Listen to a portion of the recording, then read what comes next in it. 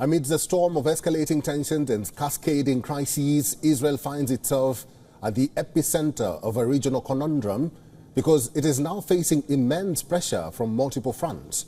The repercussions of its actions reverberate across West Asia as the specter of a wider conflict looms ever closer.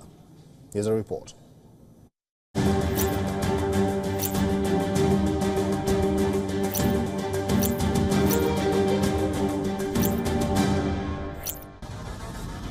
A deadly airstrike that Israel has neither denied nor accepted. A bombed-out Iranian embassy in Syria for which Tehran has vowed retaliation.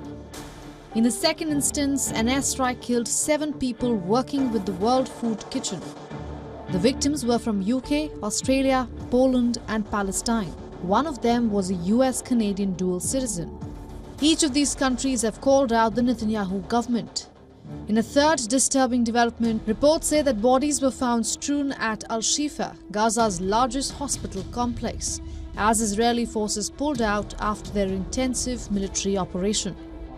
The Biden administration is not buying it.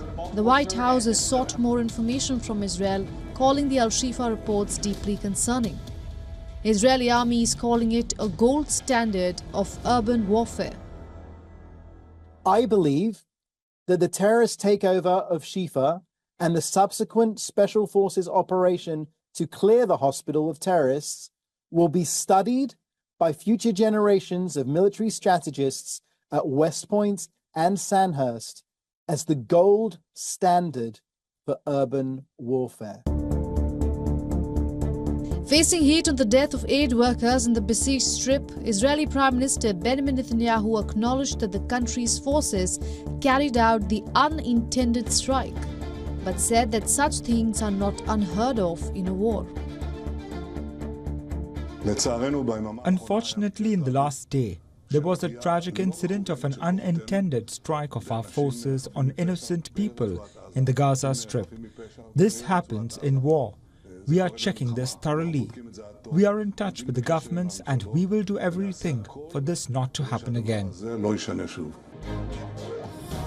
The Israeli actions in Syria are also being condemned. Russia and China have called the attack on Iranian embassy unacceptable. The White House clarifies not only did it not have any information, it also did not play any role in the Damascus attack. Tehran had vowed to take revenge on Israel.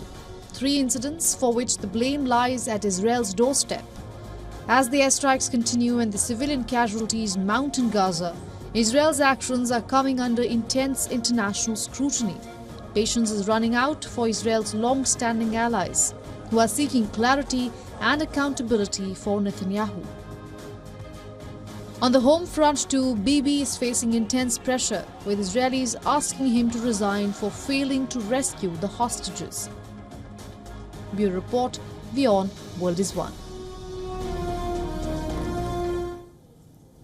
We were earlier joined by Adrian Calamel, who is a fellow at Arabian Peninsula Institute and author of forthcoming book on Hezbollah from New York. This is what I had to say. Well, thank you for having me, first of all. I think this was, personally, everybody's worried about a widening war and an escalation.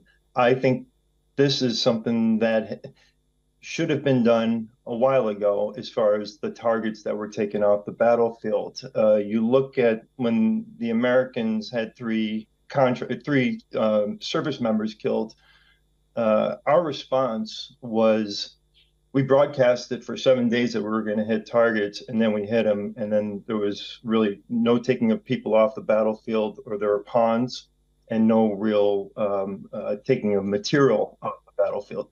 This sends a clear, direct message that to the Islamic Republic that we can reach out, we can touch you, we can hit you at your annex, and before you cry foul, the Islamic Republic, let's go through their history of hitting hitting embassies.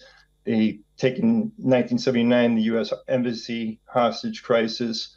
You can look at the 1992 embassy of the Israel embassy in Argentina being bombed and obliterated, where it killed 29 people and injured hundreds more. They have a history of going after embassies. So this was a strategic strike to hit a key player who was a member of the Quds Force, who had the Lebanon file at one point, who was operating in Syria. And once again, they're using protected status buildings, such as an annex to an embassy, to coordinate their operations in against Israel. For all the latest news, download the WION app and subscribe to our YouTube channel.